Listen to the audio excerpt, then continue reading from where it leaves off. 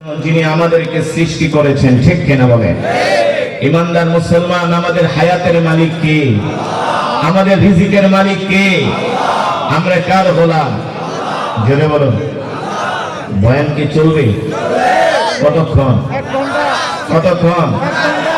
মাত্র 15 থেকে 20 মিনিট বয়ান হবে, কিন্তু একজনও উঠাউঠি করা যাবে না। রাজি আছেন? আমি বুঝি আপনারা কর্মব্যস্ত মানুষ, সকালে অনেকের অফিস আছে না, ফ্যাক্টরিতে যেতে হবে, আমি জানি। সুতরাং অল্প সময় কিছু কোরআনের কথা হবে, যেই কথাগুলো শুনলে ইমানের পাওয়ার বাড়বে।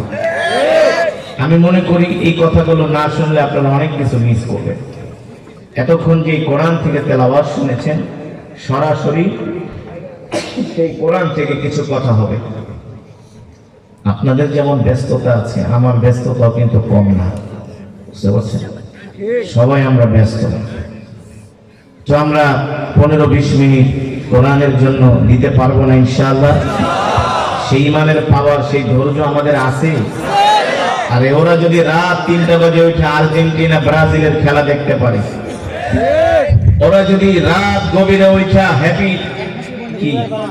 নাইট নাকি 31st নাইট, ওরা যদি হ্যাপি নিউ ইয়ার, আমি আর একটু আপডেট বললাম, ওরা যদি happy new year 31st night পালন করতে পারে, ওরা যদি অশ্লীলতার বাজার বসাতে পারে, আমরা কেন কোরআনের বাজার বসাতে পারবো না?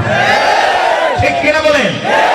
ওদের চেয়ে তো আমাদের কোমর দুর্বল নয়, ওদের চেয়ে আমাদের মেরুদণ্ড শক্ত, ঠিক কিনা বলেন? ওরা যদি হারাম কাজ করতে পারে, আমরা কেন হালাল কাজ করতে পারবো? হ্যাঁ, অল্প সময় কোরআনের জন্য আমরা দিতে রাজি আছি। কে কে রাজি নাই হাত উঠাই। মাশাআল্লাহ, আপনারা অনেক সচেতন। আমি দেখলাম আপনাদের ইমানের পাওয়ার বাড়ছে নাকি কমছে? আসলেই বাড়ছে। কারণ ওয়াইদা তুলিয়াত আলাইহিম আয়াতুহু যাদাতুহুম ঈমানা, কোরআন শুনলে ঈমান বেড়ে যায়। বিশ্বাস করেন, কোরআন শোনার পরে আপনাদের ঈমান কিন্তু বেড়ে গেছে।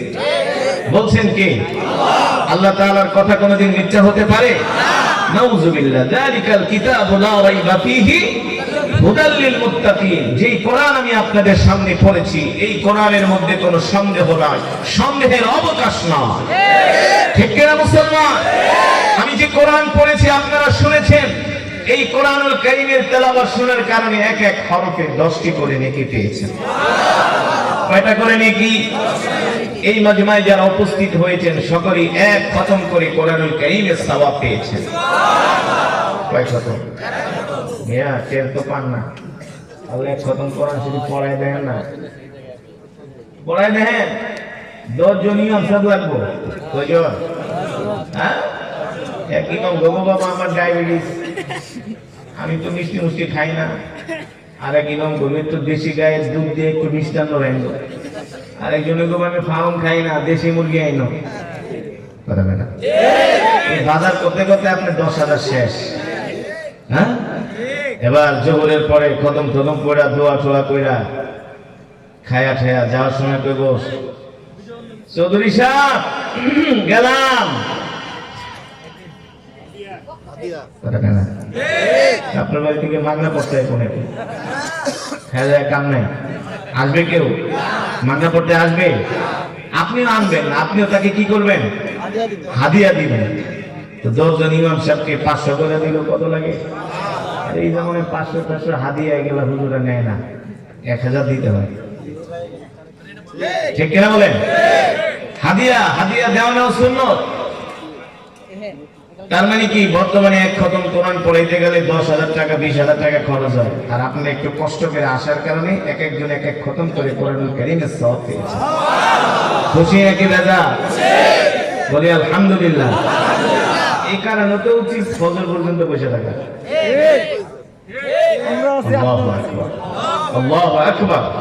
আল্লাহ তাআলা এই খাতমে কোরআনের সওয়াব আমাদের মা বাবার কবরে পৌঁছে দিন, আমাদের দাদা দাদির কবরে পৌঁছে দিন। অত্র এলাকায় যত গোরস্থানে কবরবাসী শুয়ে আছে, সমস্ত কবরবাসী রূহের মাগফিরাতে পৌঁছে দিন। মুসলমান, আমি আপনাদের সামনে যে কোরআন পড়েছি, এই কোরআন কার? আল্লাহ। জেনে বলুন, এই কোরআন আল্লাহর জবানের কালাম, ঠিক কিনা বলেন? আল্লাহ তাআলা তার হাবিবের উপরে কোরআন নাযিল করেছেন আর বলেছেন ওয়ানুনাজ্জিলু মিনাল কোরআন وننزل من القرآن ما هو شفاء ورحمة للمؤمنين ولا يزيد الظالمين إلا خسارا سبحان الله বলেন। আল্লাহ তাআলা বলেন হাবিব আমি আল্লাহ আপনার উপর যে কোরআন নাযিল করেছি এই কোরআন আমি মানুষের মুক্তির জন্য নাযিল করেছি। সুবহানাল্লাহ বলেন। এই কোরআন হলো আমাদের জন্য মুক্তি, এই কোরআন হলো আমাদের জন্য শিফা। সুবহানাল্লাহ বলেন। এই কোরআনুল কারীমের মধ্যে এমন একটা সূরা আছে যে সূরাকে বলা হয় সর্বরোগের মহা ঔষধ। নাম কি? যারা বলেন নাম কি? কেউ যদি সূরাতুল ফাতিহা প্রতিদিন 7 বার করে তেলাওয়াত করে, পানিতে ফু দিয়া সেই পানি পান করে, আল্লাহ তাআলা তাদেরকে দুরারোগ্য ব্যাধি থেকে হেফাজত করবে। বিশ্বাস হয় কি হয় না? এই সূরাতুল ফাতিহা এমন একটা সূরা, এমন একটা মেডিসিন, এমন একটা ঔষধ। আল্লাহু আকবার। পুরো কোরআনটাই হলো একটা আশ্চর্য কিতাব, ঠিক কিনা বলেন? আল্লাহ নবী যখন জিনদের সামনে এই কোরআন পড়লেন, জিনরা আল্লাহ নবীর তেলাওয়াত শুনে বললেন ইন্না সামিআনা কুরআনান আজাবা। এই কোরআন হলো একটা আশ্চর্য কিতাব, ঠিক কিনা বলেন? আজ পর্যন্ত পৃথিবীর কোন দার্শনিক, কোন কবি, কোন সাহিত্যিক, কোন বুদ্ধিজীবী আজ পর্যন্ত এই কোরআনের মধ্যে একটা ভুল দেখাইতে পারে না। এই যুবক, আজ পর্যন্ত কোরআনের মধ্যে পৃথিবীর কোন দার্শনিক হোক সে ইহুদি হোক সে খ্রিস্টান, কারো বাবার ক্ষমতা নাই এই কোরআনের একটা নকতা জের জবরের মধ্যে পরিবর্তন করতে। তাহলে কেন বুঝো না মুসলমান এই কোরআন কোন কোরআন? এই কোরআন হলো আল্লাহর জবানের কালাম। আল্লাহ তাআলা যতগুলো কিতাব নাযিল করেছেন সব কিতাবগুলো আল্লাহ নিজের হাতে লিখেছেন। তাওরাত আল্লাহ তাআলা নিজের হাতে লিখেছেন, জবুর আল্লাহ তাআলা নিজের হাত দিয়ে লিখেছেন, ইনজিল আল্লাহ তাআলা কুদরতের হাত দ্বারা লিখেছেন। তাওরাত এমন একটা কিতাব যার মধ্যে 1000 সূরা। কয় হাজার? আর কোরআনুল কারীমের মধ্যে 114টা সূরা। অথচ তাওরাতের যেটা ছোট সূরা সেটার আয়াত সংখ্যা হলো 1000। তাওরাতের যেটা ছোট সূরা ওটার আয়াত সংখ্যা 1000। যেমন কোরআনুল কারীমের ছোট সূরা হলো সূরাতুল কাউসার। ইন্না আতাইনাকাল কাউসার। বিসমিল্লাহির রহমানির রহিম। ইন্না আতাইনাকাল কাউসার ফাসাল্লি লিরাব্বিকা ওয়ানহার ইন্না শানিআকা হুয়াল আবতার। কয় আয়াত? একেবারে কোরআনের সর্বশেষ সূরা সূরাতুন নাস। বিসমিল্লাহির রহমানির রহিম। আমার সাথে সবাই পড়েন কুল আউযু বিরাব্বিন নাস মালিকিন নাস ইলাহিন নাস মিন শাররিল ওয়াসওয়াসিল খান্নাস আল্লাযী ইউওয়াসওয়িসু ফী সুদুরিন নাস মিনাল জিন্নাতি ওয়ান নাস। কয় আয়াত? কয় আয়াত? সূরা কাউসার 3 আয়াত, সূরাতুন নাস 6 আয়াত। আর তাওরাত শরীফের যেটা একেবারে কনিষ্ঠ সূরা, ছোট সূরা, সেই সূরার আয়াত সংখ্যা হলো 1000। আর ওই তাওরাতের মধ্যে 1000 সূরা আছে। কয় হাজার? 1000। তাওরাত এত বড় কিতাব হওয়া সত্ত্বেও কিন্তু কোরআনের চাইতে তাওরাতের মর্যাদা বেশি না? কোরআনের মর্যাদা সবচেয়ে বেশি, ঠিক কিনা বলেন? আমার নবী, আপনার নবী, বিশ্ব নবী রাহমাতুল লিল আলামিনের এত মর্যাদা হওয়ার কারণ হলো আল্লাহ তাআলা বিশ্ব নবীর উপরে কোরআন নাযিল করেছেন, ঠিক কিনা বলেন? নবীদের মধ্যে তার সবচেয়ে বেশি মর্যাদার কারণ হলো আল্লাহ তাআলা বিশ্ব নবীর উপরে কোরআন নাযিল করেছেন। আর সব পয়গম্বরদের উম্মতদের মধ্য থেকে আমাদের সবচেয়ে বেশি মর্যাদা হওয়ার কারণ আমরাই সবার আগে জান্নাতে যাব। জোরে বলেন সুবহানাল্লাহ। আমাদের এত মর্যাদা হওয়ার কারণ হলো আল্লাহ তাআলা আমাদের নবীর উপরে নাযিল করেছেন কোরআন, আর সেই কোরআন আমরা পাওয়ার কারণে আমাদের মর্যাদাও বেড়ে গেছে। এই কোরআন এমন এক কিতাব, এই কোরআনকে যদি কেউ ভালোবাসে কোরআন বলে আল কুরআন হুজ্জাতুল লাকা ওয়া আলাইকা। এ মানুষ, দুনিয়ার জমিনে যদি তুমি কোরআনকে ভালোবাসো, আমি কোরআন আল্লাহর আদালতে তোমার জন্য সুপারিশ করব, যাতে আল্লাহ তাআলা তোমাকে জান্নাত দিয়ে দেয়। সুবহানাল্লাহ। আর যদি তুমি আমাকে ভালো না বাসো, আমার বিরোধিতা করো, আমি কোরআন হাসরের ময়দানে আল্লাহর আদালতে তোমার বিরুদ্ধে মামলা দায়ের করব। ঠিক কিনা বলেন? তার মানে কোরআনকে ভালোবাসলে জান্নাত পাওয়া যায়, আর কোরআনকে ভালো না বাসলে জাহান্নামে যেতে হয়। ঠিক কিনা বলেন? আল্লাহ রাসূলের হাদিস, তালাবুল ইলমি ফরিযাতুন আলা কুল্লি মুসলিম। কোরআনুল কারীম শিক্ষা করা প্রত্যেকটা মুসলমানের উপরে ফরজ, পুরুষ এবং নারী উভয়ের উপরে ফরজ। এবার মুসলমান, আপনি নিজেরটা নিজেই প্রশ্ন করেন, আপনি কি কোরআন পড়তে জানেন কি জানেন না? সমাজের কত পার্সেন্ট মানুষ কোরআন পড়তে পারে?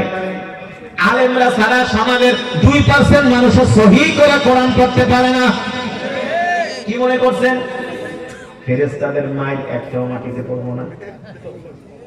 ফেরেশতাদের মাইর পিটানি একটাও মাটিতে পড়বো না? নিয়ে কোরআন পড়তে পারেন না, কোরআন শুনতেও আসেন না। এই সমাজে কিছু মুসলমান আছে যারা আবু জেহেলের চেয়ে নিকৃষ্ট, যারা নিজেরা কোরআন পড়তে পারে না, কোরআন শুনতেও আসে না। হ্যাঁ, আল্লাহ নবী যখন মক্কার জমিনে কোরআন পড়তেন, দিনের বেলা আবু জেহেলরাই কোরআনের বিরোধিতা করত। 144 জারি করেছিল, কেউ যাতে মুহাম্মদের কোরআন তেলাওয়াত শুনতে যেতে না পারে। বাইতুল্লাহ অভ্যন্তরে, বাইতুল্লাহর প্রান্তরে কাফেরেরা বৈঠকে বসলো, একটা আইন করো, কেউ যাতে মুহাম্মদের কোরআন শুনতে না যায়। আরে অথচ এই কোরআন এমন কোরআন, যেই কোরআনের তেলাওয়াত শুনে কাফেররা পর্যন্ত মুসলমান হয়ে গেছে। ঠিক কিনা বলেন? হয়েছে না? আবু জেহেলরা মিটিং এ বসলো যাতে মুহাম্মদের কোরআন শুনতে কেউ না আসে। কি করা যায়, কি করা যায়? আবু জেহেল বলল, কেউ যদি মুহাম্মদের কোরআন শুনতে যায়, তাকে চরমভাবে শাস্তি দেওয়া হবে, পানিশমেন্ট দেওয়া হবে, জেল করা হবে, জরিমানা করা হবে তার জন্য। আবু জেহেল আইন করলো, আবু লাহাব আইন করলো, উতবা সাইবারা আইন করলো, কেউ যাতে মুহাম্মদের কোরআন শুনতে না যায়। এই আইন করে তারা রাত্রবেলা বাড়িতে চলে গেল। আল্লাহর নবী রাত 3টা বাজে বাইতুল্লাহে তাহাজ্জুদের মধ্যে কোরআন পড়ে। সুবহানাল্লাহ বলে। আবু জেহেল ঘড়ির দিকে তাকায়, দেখে রাত 2টা বাজে, এখন তো মুহাম্মদের কোরআনের শো শুরু হয়ে যাবে। আরে আপনারা তো মিয়া রাত 12টা বাজে কোরআনের মাহফিলে বসতে চান না। কি আর শীত, আরবের শীতগুলো একেবারে হাড্ডির মধ্যে বসে যায়, জানেন? বাংলাদেশে আর কি শীত, আরবের ঠান্ডা হাড্ডির মধ্যে বসে যায়। এত ঠান্ডা, তাও 1450 বছর আগের কথা। সিরাতের কিতাবের মধ্যে আসছে, আবু জেহেল 1টা না 2টা না 3টা কম্বল পেঁচাইছে। কয়টা? এ মুসলমান, এই কথা শোনার পরেও যদি তোমার আকল না হয়, কোরআনের প্রতি ভালোবাসা না আসে, তাহলে বুঝতে হবে তোমাকে শয়তানে ধরছে। ঠিক কিনা বলে? আবু জেহেল 1টা না 2টা না 3টা কম্বল পেঁচায়া আল্লাহর নবীর তেলাওয়াত শোনার জন্য বাইতুল্লাহে আসবে, ঘড়ির দিকে তাকায় 2টা বেজে গেছে। কিন্তু সমস্যা হলো, আবু জেহেলের স্ত্রীর নাম হলো উম্মে জামিল। নাম কি? উম্মে জামিল ছিল মহিলা টাইপের নেত্রী। বাংলাদেশে কিছু মহিলা টাইপের নেত্রী আছে না? ওই যে পুরুষদের আগে আগে স্লোগান দেয় না, দেখবেন সব দলের মধ্যে আছে, শুধু হুজুরদের দল বাদ ছাড়া। মহিলা নেত্রী আছে না? এই মহিলা নেত্রী টাইপের মহিলা ছিল উম্মে জামিল, আবু জেহেলের স্ত্রী। আবু জেহেল প্রতিদিন চুরি কইরা পালায় পালায়া আল্লাহর নবীর তেলাওয়াত শুনতে চলে যায়। উম্মে জামিল ঘুম থেকে উঠে আবু জেহেলকে পায় না। এবার উম্মে জামিল মনে মনে কয়, আজকে রাতে আবু জেহেল তুমি কোথায় যাও, আমি তোমাকে ধরবো। এবার উম্মে জামিল ঘুমানোর ভান ধরছে। আবু জেহেল মনে করছে তার স্ত্রী ঘুমায় গেছে, আস্তে করে দরজাটা খুলতে হয়েছে। দরজার যখন লক খুলছে, ঠাস করে একটা আওয়াজ হয়ে গেছে, আংটার একটা শব্দ হয়ে গেছে। উম্মে জামিল চোখ দুটা খুইলা দেখে আবু জেহেল 3 কম্বল পেঁচাইয়া কুপিয়ে একটা হাতে নিয়ে ঘর থেকে দিয়ে গেছে। উম্মে জামিল ডাক দেয়, আবু জেহেল কোথায় যাও? এত রাত্রবেলা, রাত 2টা বাজে, এত রাত্রে তো কুত্তাও ঘর থেকে বের হয় না ঠান্ডার মধ্যে। এত রাত্রে তুমি বের হচ্ছ কারণ কি? এই আবু জেহেল তুমি কোথায় যাও? আবু জেহেল তার স্ত্রীকে বলে, চুপ কর বেটি, জ্বালাজালি করিস না, ভালো কাজে যাইতেছি। আসলে তো ভালো কাজে যায়, আল্লাহ নবীর জমানে কোরআন শুনতে যাইতেছে, এর চাইতে আর ভালো কাজ হইতে পারে নাকি? বলে, বেটি চুপ থাক। উসকুত ইয়া যাওজি, ইয়া যাওজিল গালি, প্রিয়তমা স্ত্রী ডিস্টার্ব করো না। ইফতাহিল বাব, দরজা খুলে দাও, আমাকে যেতে দাও। আবু জেহেলের স্ত্রী কম্বল টাইনা ধরছে, কেন না তোমার চরিত্র ভালো না, রাইতের বেলা কই যাও? এভাবে বলে না, আমি ভালো কাজে যাচ্ছি। উম্মে জামিল বলে, ভালো কাজ কোন কাজে যাও আমাকে বলতে হবে, যদি না বলো আজকে তোমাকে ঘর থেকে বের হতে দিব না। আবু জেহেলকে পড়ছে বিপদে। এইদিকে তো আল্লাহর নবী কোরআনুল কারীমের তেলাওয়াতের শো শেষ হয়ে যাবে, তাহাজ্জুদের সময় আর কতক্ষণই থাকে, বুঝলেন? আবু জেহেল পাগল পাড়া হয়ে গেছে, কি বলে ঘর থেকে বের হওয়া যায়? আবু জেহেলের স্ত্রী ছাড়ে না। এক পর্যায়ে আবু জেহেল বলে, তুমি আমাকে যেতে দাও। উম্মে জামিল বলে, আমি যেতে দিব না। আবু জেহেল বলে, আমি কোথায় যাই তোমাকে বলতে পারি, তুমি আর আমি ছাড়া এই কথা মক্কার কোনো মানুষকে বলবা না। যদি বলো প্রিয়তমা স্ত্রী, আগামীকাল সকালে মক্কার মানুষের মার একটাও মাটিতে পড়বো না। তাইলে কিন্তু তোমার আবু জেহেলের নেতাগিরি থাকবে না, নেতৃত্ব থাকবে না। উম্মে জামিল বলে, ঠিক আছে কোথায় যাও বলো আমাকে। আবু জেহেল বলে, শোনো, আমরা আজকে বাইতুল্লাহর প্রাঙ্গণে বসে মিটিং করেছি, যাতে মুহাম্মদের কোরআন তেলাওয়াত কেউ শুনতে যেতে না পারে। যেহেতু আজকে প্রথম রাত, এই রাত্রবেলা কেউ যাবে না, এই সুযোগটা আমি হাতছাড়া করতে চাই না। এই সুযোগে আমি একা একা বৈশা বৈশা বাইতুল্লাহ যায় মুহাম্মদের তেলাওয়াত শুনবো। সুবহানাল্লাহ। এই কোরআন হলো আল্লাহর জবানের কালাম। যে কোরআনের তেলাওয়াত শুনলে পাথরের মতো হৃদয়টা মোমের মতো গলে যায়, ঠিক কিনা বলেন? এই যে কাতারে বিশ্বকাপ ফুটবল খেলা হলো, এই বিশ্বকাপ উদ্বোধনীতে সূরাতুর রহমানের তেলাওয়াত হয়েছিল। সেই তেলাওয়াত শুনে ফিফার ওয়েবসাইট, কাতারের ওয়েবসাইট তারা লিখেছে, ওই তেলাওয়াত শোনার পরে 800 মতো মুসলিম কালেমা পড়ে মুসলমান হয়েছে। মুসলমানদের সংস্কৃতি দেখে, ঐতিহ্য দেখে, মুসলমানের কোরআন দেখে, মুসলমানের সৌন্দর্য দেখে তারা কালেমা পড়ে মুসলমান হয়েছে। এটা 1450 বছর আগের কথা না, এখনো অনেক কাফেররা কালেমা পড়ে মুসলমান হচ্ছে, ঠিক কিনা বলেন? ঠিক না? ও মুসলমান, এই কোরআনের তেলাওয়াত শুনলে কত কাটা কাফেররা পর্যন্ত আল্লাহ রাসূলের কাছে মাথা নত করেছে। খাত্তাবের ছেলে ওমর, যে ওমর ছিলেন কাটা কাফের, যিনি আল্লাহ রাসূলের কল্লা কাটার জন্য আসছিলেন না, আল্লাহ নবীর কল্লা কাটার জন্য আসছিলেন ওমর। এই কোরআনের তেলাওয়াত শুনে হযরত ওমর কালেমা পড়ে মুসলমান হয়েছে। আল্লাহু আকবার, জোরে বলেন আল্লাহু আকবার। 2017 সনের ঘটনা, আমি মালয়েশিয়াতে গিয়েছিলাম। মালয়েশিয়ার স্বাধীনতা দিবস, যাকে বলা হয় মার্দেকা, নাম কি? আমাদের দেশে বলা হয় স্বাধীনতা দিবস, ইন্ডিপেন্ডেন্ট ডে, আর মালয়েশিয়ার স্বাধীনতা দিবসের নাম হলো মার্দেকা। ওরা ওদের স্বাধীনতা দিবসে প্রতি বছর পৃথিবীর বিভিন্ন দেশ থেকে কারি সাহেব এনে কোরআন তেলাওয়াতের মাহফিল করে। মালয়েশিয়ার বড় বড় দৃষ্টিনন্দন মসজিদগুলোতে কোরআন তেলাওয়াতের মাহফিল করে। আমি 2 বছর গিয়েছি। কুয়ালালামপুরের একটা মসজিদ, নাম হলো মসজিদে জামে। নাম কি? মসজিদে জামে। যারা মালয়েশিয়া ঘুরতে যায় ওই মসজিদে একত্র নামাজ পড়বে, মসজিদে জামে। এত সুন্দর মসজিদ, আপনার ঢুকলে আর বের হতে মন চাইবে না, এত দৃষ্টিনন্দন। এই মসজিদে জামেকে আমার প্রোগ্রাম, আসরের নামাজের পরে আমার নাম ঘোষণা করা হলো। আমি কোরআনুল কারীম থেকে তেলাওয়াত করতেছি, দেখি অসংখ্য চাইনিজ, আমেরিকান, ইউরোপিয়ান, পাশ্চাত্যের অনেক খ্রিস্টান ছেলেমেয়েরা তারা মসজিদের, আপনারা যেমন দাঁড়ায় আছেন, তারা মসজিদের আঙিনার পাশে দাঁড়ায় আছে। আয়েশা বলতেছে আমাদেরকে ঢুকতে দাও, এন্ট্রি দাও। মসজিদ কমিটি বলতেছে তোমরা অমুসলিম, তোমাদের গায়ে পোশাক নাই। ওই দেশের মেয়েরা তো, আমেরিকা ইউরোপের মেয়েরা তো আর আমাদের দেশের মেয়েদের মতো পোশাক পরে, পুরা শরীর অর্ধনগ্ন। বলে এই অবস্থায় একটা মসজিদে ঢোকা যাবে না।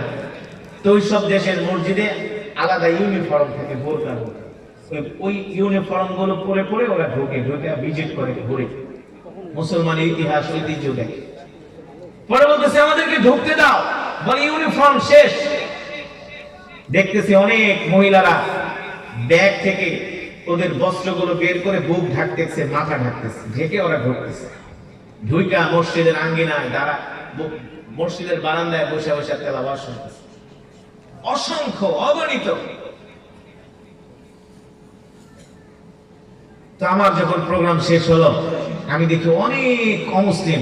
আমি জিজ্ঞেস করলাম ওদেরকে কি ইনভাইট করা হয়েছে? বলে না, ওরা তেলাওয়াত শুনে কোরআনের সুরের মূর্ছনায় আবেগ আপ্লুত হয়ে ওরা মসজিদে প্রবেশ করেছে। এই কোরআন এমন এক কিতাব, যত বড় কাটটা কাফেরের সামনে পড়েন দেখবেন ওদের মাথা নত হয়ে যাবে কোরআনের কাছে। ঠিক কিনা বলেন? এই কোরআনের তেলাওয়াত শুনে কত অমুসলিম বড় বড় খেলোয়াড়, কত নায়ক নায়িকা, গায়ক গায়িকারা মুসলমান হয়েছে। হ্যাঁ, কত বড় বড় খ্রিস্টান পণ্ডিতরা কালেমা পড়ে মুসলমান হয়েছে। কিন্তু আজ পর্যন্ত ইতিহাস দেখাইতে পারবেন যে হিন্দুদের ধর্মগ্রন্থ শুনা, খ্রিস্টানদের, ইহুদিদের ধর্মগ্রন্থ শুনা কোন মুসলমান ওদের ধর্ম গ্রহণ করছে? ইম্পসিবল, প্রশ্নে আসে না। যদিও দুই একজন কুলাঙ্গার মুসলমান ধর্ম পরিবর্তন করে, সেটা করে অ্যাফেয়ারের কারণে, সম্পর্কের কারণে। কিন্তু ওদের ধর্মের প্রতি আসক্ত হয়ে, ধর্মীয় কিতাবের প্রতি আসক্ত হয়ে কখনো কোনো মুসলমান অমুসলিম ধর্ম, অন্যান্য ধর্ম গ্রহণ করে নাই, একমাত্র ইসলাম ছাড়া। ঠিক কিনা বলেন? মুসলমান এবার আবু জেহেল তার স্ত্রীকে বলতেছে, উম্মে জামিল ডিস্টার্ব করো না, ঘরের দরজা খুলে দাও, ইফতাহিল বাব, আমাকে যেতে দাও। উম্মে জামিল বলে, আবু জেহেল তুমি কোথায় যাবা, সত্য করে বলো। আবু জেহেল বলে, উম্মে জামিল আমি মুহাম্মদের কোরআন শোনার জন্য যাব। সুবহানাল্লাহ বলে। উম্মে জামিল বলে, তুমি যদি মুহাম্মদের কোরআন শুনতে যাও, আমি গেলে সমস্যা কি? আমিও তো মুহাম্মদের কোরআন তেলাওয়াতকে ভালোবাসি। আরে আল্লাহর নবীর কোরআনের তেলাওয়াতকে কেন ভালোবাসবে না? আল্লাহর নবী হলেন রাহমাতুল লিল আলামিন। নবীজির চেহারা দেখলেই তো সব কাফেররা কাইট হয়ে যেত। এত সুন্দর করে আল্লাহ তাআলা আমার নবীকে বানাইছে, এত সুন্দর করে আল্লাহ তাআলা পৃথিবীর কোন মানুষকে বানায় নাই। ঠিক কিনা বলেন? পৃথিবীর যত সৌন্দর্য আছে সব আল্লাহ তাআলা আমার নবীকে দান করেছে। সুবহানাল্লাহ। মক্কার কাফেররা আল্লাহ নবীর চেহারা দেখে তো পাগল হয়ে যেত। এবার চিন্তা করেন আল্লাহ তাআলা নবীকে কেমন একটা কণ্ঠ দিছিল, যে কণ্ঠের সুর শুনে মক্কার কাফেররা পাগল হয়ে গেছে। আল্লাহু আকবার। উম্মে জামিল বলে, আবু জেহেল আমি তোমার স্ত্রী, তোমার প্রিয়তমা, আমি মক্কার কোন মানুষকে বলবো না, তুমি আমাকে সাথে করে নিয়ে যাও, আমিও মুহাম্মদের কোরআন শুনতে যাব। এবার আবু জেহেল উম্মে জামিলকে বলে, তাইলে ভালো করে হাত মুখ ঢাক, বোরকা পরবি না, চোখ ঢাক, মুখ ঢাক, মহিলা মানুষ, একে আমি যাই, আবার তুই যদি সাথে যাস মক্কার মানুষ জানতে পারলে পিঠের চামড়া থাকবে না। বোরকা পর, ভালো করে হাত পাও ঢাক। উম্মে জামিল এবার কম্বল দিয়া তার চোখ ঢাকতেছে, মুখ ঢাকতেছে, বুঝলেন? কেউ যাতে উম্মে জামিলকে না চিনে। এবার দুইজন ঘটিয়ার বাটি নিলা বাইতুল্লাহর দিকে রওনা শুরু করছে কোরআন তেলাওয়াত শোনার জন্য। জোরে বলেন সুবহানাল্লাহ। দেখেন ওরা কোরআনের বিরোধিতা করেছিল আর আল্লাহ ওদেরকে কিভাবে সাইজ করে। ওমাকারু ওমাকারাল্লাহ ওয়াল্লাহু খায়রুল মাকিরিন। আল্লাহ তাআলা বলে তোমরাও ষড়যন্ত্র করো আর আমি আল্লাহ তোমাদের ষড়যন্ত্রকে নস্যাৎ করে দিই। তোমরা কৌশল করো আর আমার আল্লাহর কৌশল হলো উত্তম কৌশল, ঠিক কিনা বলেন? এবার আবু জেহেল তার স্ত্রী দুইজনে মিলা বাইতুল্লাহর পাশে যায়, বাইতুল্লাহর দেয়ালের সাথে ট্যাগ দিয়া বসে বসে কোরআন শুনতেছি। কোরআন শুনতে শুনতে দুইজনে ঘুমায় গেছে। গভীর রাত, বুঝেন না, দুইজন ঘুমায় গেছে। এবার ঘুমাইতেছে ঘুমাইতেছে হঠাৎ করে সকালবেলা সূর্যটা যায় আবু জেহেলের কপালের উপরে পড়ছে। সকালবেলা সূর্য পড়লে কেমন হয়, গরম লাগে না? হঠাৎ করে দেখছিলেন সূর্যের আলো। আবু জেহেল চোখ মিলা তাকায় দেখে, মনে করছে বাড়িতে ঘুমাইতেছে, আসলে তো বাইতুল্লাহর সাথে, বাইতুল্লাহর পাশে দেওয়ালের সাথে পিঠ লাগায় ঘুমাইতেছে। এবার আবু জেহেল তার স্ত্রী উম্মে জামিলকে বলে, মহিলা তাড়াতাড়ি ওঠ, দৌড় মার, মক্কার মানুষ জানতে পারলে আমারেও মারবো তোরেও মারবো। দুইজনে দৌড় শুরু করছে। উম্মে জামিলের কম্বল একটা ভুলে রেখে গেছে। মহিলা মানুষ তো একটু মহিলা মানুষ তো তাড়াহুড়ার কাম পারে না, তাড়াহুড়া করতে গেলেই ভেজা। কম্বল একটা থুয়ে দৌড় মারছে। ওইদিকে ছোট ছোট নেতারা কে আজকে তো আবু জেহেল আসবে না, আমরা ওই সুযোগটা কাজে লাগাই। উতবা, সাইবা, আবু লাহাব সবাই আসছে, এক একজন এক এক কোনায় বসছে। এবার যখন দৌড় শুরু করছে, এক একজন এক এক রাস্তা দিয়া আল্লাহর কৌশল চৌরাস্তায় যায় সবাই সবার মুখোমুখি হয়ে গেছে। আবু লাহাব কয়, আবু জেহেল কই গেছিলা? আবু জেহেলকে, তুমি কই গেছিলা? আমাদের সাথে মেম সাহেব নিয়েছি। এবার ভাব খারাপ দেখে আবু লাহাবকে আবু জেহেল সোজা বাড়িতে যাও, তুমি যেখানে গেছো আমি ওখানে গেছি। সামনে যায় দেখে ওটবার সাইবা দুইটা। কিরে তোরা কই গেছিলি? ওস্তাদ, আপনি আইন কইরা, আপনি রক্ষক হইয়া, আপনি রক্ষক হইয়া আপনি দক্ষকের কাতারে অবতীর্ণ হয়েছেন। আপনি নিজে আইন করছেন যাতে কেউ মুহাম্মদের কোরআন শুনতে না যায়, আপনি নিজেই তো কোরআন শুনতে গেলেন। আবু জেহেল আর আবু লাহাব এক হয়ে কয়, না এই কাজ আমরা করি নাই, আমরা গেছিলাম পাহারা দিতে। উতবা সাইবা কয়, প্রমাণ কিন্তু আছে। কিসের প্রমাণ? আপনার স্ত্রী উম্মে জামিল কম্বল ফালায় আসছে, এই কম্বল আমাদের কাছে আছে। ওই যে কম্বল একটা ফালাইছে বলে। আবু জেহেল কে, না তাইলে আপনার স্ত্রীর কম্বল গায়ে যেটা ওইটার সাথে সিল মিলাই। মক্কার কোষাগার থেকে কম্বল পাইছিলেন মনে আছে নাকি? সিল লাগানো কম্বল। এবার আবু জেহেল বুদ্ধিমান চালাক মানুষ। আবু জেহেল তো আসল নাম হলো আবাল হেকাম, হিকমতের জ্ঞানের বাবা। চালাক মানুষ তো না, এখানে বেশি পেঁচাল পারলে পরে আশেপাশের মানুষজন শুনলে বলেন নাই একটা বড় ধরনের কেচাল হয়ে যাবে, আজ থেকে ইজ্জত নেওয়া ভাগে। আবু জেহেল তার স্ত্রীর উম্মে জামিলকে, আজকে তোর বাইকটা নিয়ে সাইজ করবো, তুই তো কম্বল ফালাইছ দেখে আজকে এই ঘটনা করছে, নাহলে তো বাইকে গেছিলাম চাপা চোপা মাইরা, কিন্তু বাঁচতে পারে নাই। আবু জেহেল বুদ্ধিমান মানুষ, বাড়িতে দেয়া চিন্তা করে জিনিসটা ছোট থাকতেই দামা চাপা দেওয়া দরকার, বড় হইলে তো আরো সমস্যা হয়ে যাবে। মক্কার মানুষ জানবো আবু জেহেল আইন করে, আবু জেহেল আইন ভঙ্গ করছে। আবু জেহেলকে আমরা নেতা মানি না, ঠিক কিনা বলেন? এবার আবু জেহেল কি করছে? ও মুসলমান, সিরাতের কিতাবের মধ্যে আসছে, একেবারে সত্য ঘটনা, বিশ্বাস না করলে কিন্তু সমস্যা। সিরাতের কিতাবের মধ্যে আসছে, সিরাত ইবনে হিশাম সিরাতে মুস্তাফার মধ্যে আসছে। আবু জেহেল সকালবেলা বাড়ি থেকে নাস্তা নাস্তা খায়া এবার কয় ছোট নেতার বাড়িতে যায় আগে থেকে ওদের মুখ বন্ধ করি, কেউ যাই না গেলে কিন্তু সমস্যা হয়ে যাবে। এবার আবু জেহেল উতবার বাড়িতে গেল, আখনাস ইবনে শরীফের বাড়িতে গেল, যে দরজায় নক করে কয়, এই ইফতাহিল বাব, দরজা খোল। আবু জেহেলকে দেখা উদ্বা কয় আজকে গরিবের বাড়িতে হাতির পাড়া, হাতি তো আর এমনি পাড়া দেয় না। বিড়াল কিন্তু সাদে মান্দার গাছে ওড়ে না, বিপদে পড়ে ওড়ে, ঠিক কিনা বলে?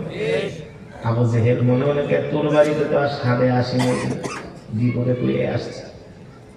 এবার আবু জেহেল উদ্বার ঘরে যায়, আখনাস ইবনে শরীফের ঘরে যায়, বলে শোন, যা হয়েছে না হয়েছে এই কথা মক্কার তৃতীয় কোনো মানুষকে বলিস না, আমাদের দুইজনের মধ্যে সীমাবদ্ধ থাক। আবু জেহেল এবার আবেগ নিয়ে বলতেছে, সত্যি করে বল, মোহাম্মদ যে কোরআন পড়ে আমরা বলি মোহাম্মদ বানায় বানায় কবিতা পড়ে, আসলে তো এগুলা কবিতা না, আমরা আমাদের বাপ দাদারাও কবি ছিল, আমরাও কবি স্বভাবের মানুষ। মোহাম্মদ যেটা তেলাওয়াত করে এটা কবিতা না, এটা কবিতা না, আমার কাছে মনে হয় এটা হলো আল্লাহর জবানের কালাম। সুবহানাল্লাহ বলেন। এবার আখনাস ইবনে শরীফ, উতবা, শাইবা দুইজনও বলে, হ্যাঁ আবু জেহেল আপনি ঠিকই বলছেন, মোহাম্মদ যেটা তেলাওয়াত করে এটা দুনিয়ার কোন মানুষের বানানো কবিতা নয়, এটা হলো আল্লাহর জবানের কালাম। আল্লাহু আকবার, আল্লাহু আকবার। আবু জেহেল বলে, শোনো উতবা, শাইবা, মুহাম্মদের বিরোধিতা ঠিকই করি, কিন্তু মুহাম্মদের কোরআন তেলাওয়াত না শুনলে থাকতে পারি না। মুসলমান, এই কোরআন হলো সেই কোরআন যে কোরআনের কথা আল্লাহ কোরআনুল কারীমের মধ্যে বলছেন, ইন্না নাহনু নাযালনাদ যিকরা ওয়া ইন্না লাহু লাহাফিজুন। আল্লাহ তাআলা বলেন, নবী আমি আল্লাহ আপনার উপর যে কোরআন নাযিল করেছি এই কোরআন হেফাজত করার দায়িত্ব আমি আল্লাহ আমার নিজ কুদরতি হাতে গ্রহণ করেছি। আল্লাহ তাআলা এই কোরআনের হেফাজত করবে, শুধু কোরআনের হেফাজত করবে না, যারা কোরআনের পক্ষে থাকবে আল্লাহ তাআলা তাদেরকেও হেফাজত করবে, ঠিক কি না বলেন?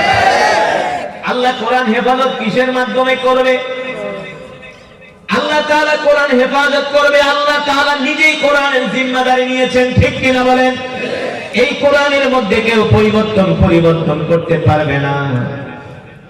দেখেন এই কোরআন এমন একটা কিতাব, একটা মানুষ দুইটা ইংলিশ কবিতা মুখস্থ রাখতে পারে না, বাংলা কবিতা মুখস্থ রাখতে পারে না, কিন্তু আজকের মাহফিল থেকে দুইটা হাফেজে কোরআন পাগড়ি নিয়েছে। ওরা এই কোরআন কিভাবে মুখস্থ করলো? আমিও তো এই কোরআন মুখস্থ করেছি মাত্র 13 মাসে। কত মাসে? 13 মাসে এই কোরআন মুখস্থ করেছি, অনলি 13 মাস।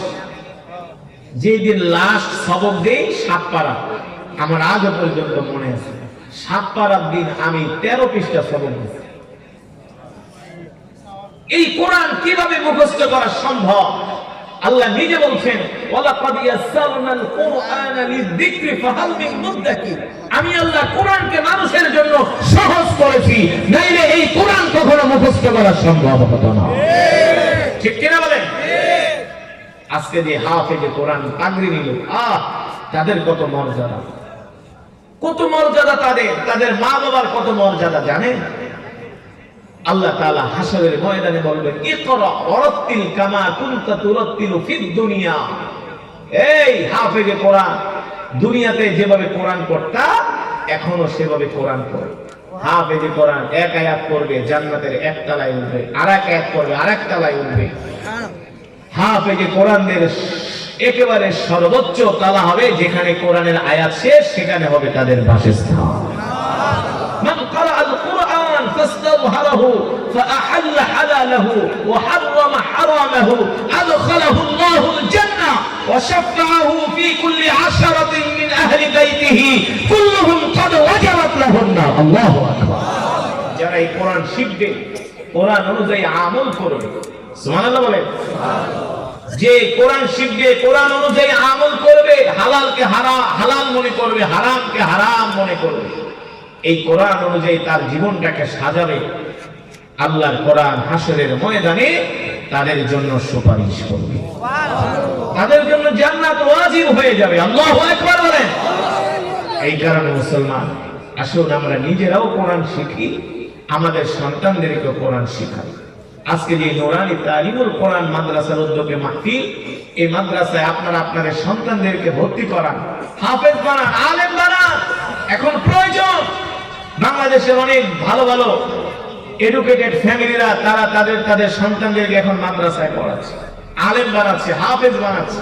কারণ স্কুল কলেজের 6-7 এর ছেলেরা এখন ওপেন সিগারেট, ঠিক কিনা বলেন? এলাকা এলাকায় কিশোর গ্যাং তৈরি হয়েছে, এক একজনের বয়স মাত্র 15-16, 6-7 এ পড়ে, তারা কিশোর গ্যাং হয়ে গেছে। তাদের পকেটে গাঁজার পোটলা পাওয়া যায়, সিগারেটের প্যাকেট পাওয়া যায়। মিথ্যা বলছি? মিথ্যা বলছি? আমি আমার এলাকার একটা স্কুলে প্রতিদিন হাঁটি। দুপুরবেলা একদিন গেছি হাঁটতে, দেখি 6-7 এর পোলা 4-5টা মিলা, স্কুল বন্ধ, মাঠের এক কোণে বসে বিড়ি টানছে।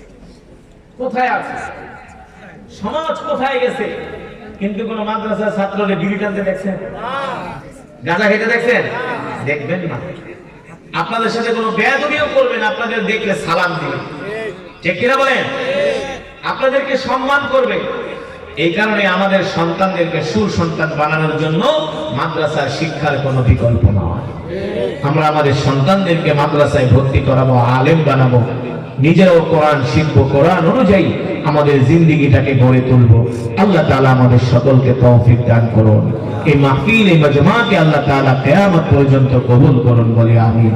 দুরূদ শরীফ পড়ি। আল্লাহুম্মা সাল্লি আলা মুহাম্মাদ ওয়া আলা আলি মুহাম্মাদ।